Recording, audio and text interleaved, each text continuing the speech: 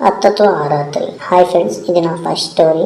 మీ అందరికీ నచ్చుతుంది అనుకుంటున్నాను. ఇది రియల్ స్టోరీ, నాకు మా అత్తకి జరిగినటువంటిది. ఇక స్టోరీలోకి వెళ్తే, నా పేరు వివేక్, 21 సంవత్సరాలు. నేను ప్రజెంట్ బీటెక్ చేస్తున్నాను. ఈ స్టోరీ 3 సంవత్సరాల క్రితం జరిగింది. మా అత్త పేరు గీత, వయసు 27. మా మామ అత్త వరంగల్లో ఉంటారు. మా మామ ఒక ప్రైవేట్ కంపెనీలో జాబ్ చేస్తాడు. వాళ్ళకి ఇప్పుడు ఒక బాబు ఉన్నాడు. నేను ఇంటర్ కంప్లీట్ చేసి ఎంసెట్ ఎగ్జామ్స్ కోసం చదువుతున్నా. అయితే వరంగల్లో కోచింగ్ బాగా చెప్తారని అక్కడికి వెళ్ళిన. మా మామ వాళ్ళ ఇంటి దగ్గరే ఉండి చదువుకున్న కోచింగ్ సెంటర్. అలా ఉండి వెళ్ళి వస్తూ అని చెప్పాడు. మా మామకి అత్తకి పెళ్లి జరిగి 1 సంవత్సరం అవుతుంది. అప్పుడు మా మామ రోజు ఆఫీస్కి వెళ్ళి వస్తూ ఉండేవాడు. సో ఇంట్లో అత్తకి అవసరం ఉంటే నేనే చూసుకునేవాడిని. అలా ఇంట్లో ఏమైనా సరుకులు కావాలన్నా ఏం కావాలని తెచ్చేవాడిని. అలా మా మామకి ఒక 3 నెలలు వర్క్ ఉంటే హైదరాబాద్లో ఉన్న అమ్మాయిని ఆఫీస్కి పంపించారు. ఇక వాళ్ళ మేనేజర్ వచ్చేసి అక్కడే ఉండేవాడు. ఈ విధంగా ఇంట్లో నేను మా అత్త మాత్రమే ఉండేవాళ్ళం. ఇక నేను మా అత్త ఒకే బెడ్లో పనుకునేవాళ్ళం. ఒకరోజు రాత్రి నేను 1కి లేచాను వాటర్ కోసం. వెళ్ళి వాటర్ తాగి వచ్చి పడుకున్నాను. ఒకసారి మా అత్త వైపు చూసాను. చాలా అందంగా ఉంది. ఇక నీలి రంగు చీర కట్టుకుంది. చీర కొంగు మొత్తం జారిపోయింది. అత్త సగం వరకు కనిపిస్తున్నాయి. ఇక మరీ చీర మోకాళ్ళ పైన వరకు వచ్చింది. అత్త సైజ్ సరిగ్గా తెలియదు, కానీ మరీ లావుగా ఉండదు, మరీ సన్నగా ఉండదు. సర్లు కొంచెం పెద్దగా ఉంటాయి. అలా అత్తని చూసిన వెంటనే నాలో కామాంధుడు అయితే లేచాడు. అప్పటి వరకు మా అత్తని ఆలోచనతో ఎప్పుడు చూడలేదు. కానీ అలా చూసిన తర్వాత ఇక నేను కంట్రోల్ చేసుకోలేకపోయాను. ఒకవైపు అత్తను అలా చూడటం తప్పు అని అనిపించింది, ఇంకోవైపు నా మనసు ఆగడం లేదు. ఇదైతే అదే అవుతుంది, చూసుకుందాం అని నా చెయ్యి ఒక సల్ల మీద నుంచి అలా ఒక 2 నిమిషాలు ఉంచి అత్తలో చందం అవుతుంది. మంచి నిద్రలో ఉంది. మెల్లగా సన్నని జాకెట్ పై నుంచి డ్రెస్ చేయడం స్టార్ట్ చేశాను. అలా స్టార్ట్ చేసిన తర్వాత ఇంకేముంది, చిన్నగా చాలా మెత్తగా అయితే ఉన్నాయి. మరీ గట్టిగా ప్రెస్ చేయలేదు. మళ్ళీ ఏమైనా వేస్తుందేమో అని అలా భయంతో మెల్లమెల్లగా మొత్తం అలా అత్త తోళ్ళు తెల్లగా ఉన్నాయి. వాటిని చూస్తూ ఉన్న తర్వాత చేయి లోపల పెట్టిన నా కళ్ళు చేతులు వణుకుతున్నాయి. మెల్లగా చేయి లోపలికి కొనిచ్చి అత్త పువ్వు నా చేయి తాకింది. అలా నా చేతి తాకుతుంటే అలా 1 నిమిషం నుంచి తీసేసే భయంతో. ఆ తర్వాత నా చెయ్యి అత్త నడుము మీద వేసి ఇంకొచ్చి సల్లపై వేసి పడుకున్నట్టు తెచ్చిన. అలా మెల్లగా సెలవు బిస్కెట్ ఎప్పుడు నిద్రపట్టినా తెలియదు అని పట్టేసింది. ఉదయం 7కి లేచిన తర్వాత మా అత్త వెళ్ళి పాలు తీసుకుని వచ్చిందా అని పంపించింది. వెళ్ళి తీసుకొచ్చిన టీ పెట్టించిన. గ్యాప్లో బ్రష్ చేసుకున్నా. టీ తాగిన తర్వాత చిన్న వెళ్ళి స్నానం చేసిరా అని నేను దోశ వేస్తా అని తిని బయటికి వెళ్దామని చెప్పింది. షాపింగ్ చేయాలి అన్నది. నేను ఫ్రెష్ అయ్యి వచ్చిన. అత్త నాకు దోశ వేసింది.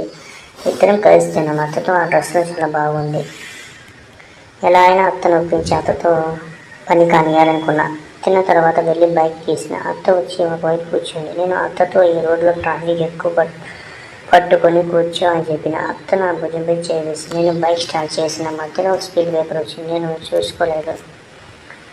సడన్గా బ్రేక్ వేసిన. అత్త సన్న మొత్తంగా తాగిన. తమ్ముడు లేచాడు. అత్త నాతో మెల్లగా వెళ్ళు చిన్న అన్నది.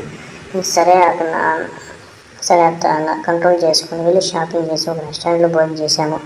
ఇక ఇంటికి వెళ్దామన్నది అత్త. సామాను బాగా ఉన్నాయి. వైపు కూర్చుంటే పట్టుకోవడం కష్టంగా ఉంది. సో తను 2 వైపులా కాళ్ళు వేసి కూర్చుంది. నేను ఒక బ్యాగ్ ముందు పెట్టుకున్నాను. తను సామాను పట్టుకుని కూర్చుంది. మేము వెళ్ళే రోడ్డు ట్రాఫిక్ ఎక్కువ ఉంది అని షార్ట్కట్లో వెళ్ళాము. ఆ రోడ్డు మొత్తం గుంతలు ఎక్కువగానే. బైక్ కుదుపులేక అత్త మొత్తం నా దగ్గరకు వచ్చింది.